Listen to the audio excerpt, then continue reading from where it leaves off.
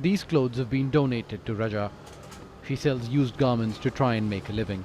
Her home is this small room which used to be a shop. The owner has allowed her to live here. Every corner has its use.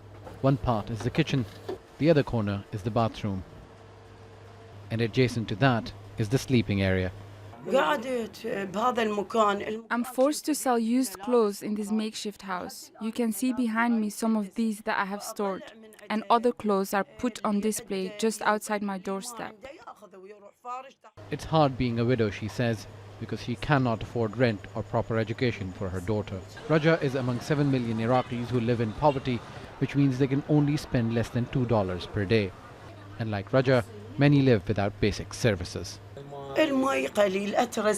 Tap water is scarce. Sometimes I have to fill buckets to store some water when it's cut off for a day or two. State electricity goes on for 4 or 5 hours a day, and it's the same for water. Years of war and fighting has meant essential services are either very poor or non-existent in many places. Iraq faces a major electricity shortage even after importing almost 4,000 megawatts from neighboring Iran. Each wire in the spaghetti of cables represents a household. This is how private generators are providing electricity to thousands of homes across Iraq because state electricity is intermittent. And it's not just the capital, Baghdad. Electricity, water, sewage and waste disposal are lacking in most parts.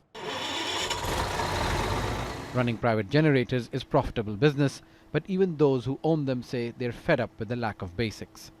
If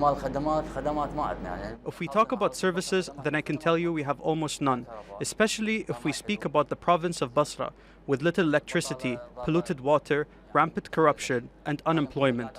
People are overwhelmed. Our province is the most affected out of the rest. And every few months, that anger and frustration spills out on the streets. Angry protesters have come out in Basra frequently to vent their anger and demand uninterrupted supply of essential services. Prime Minister Adel Abdul Mahdi's government says it's trying to make things better, but needs more time.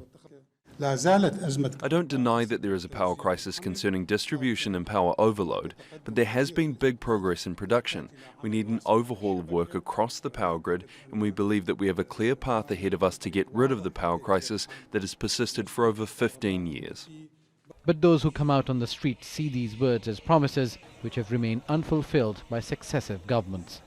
Osama bin Javaid, Al Jazeera, Baghdad.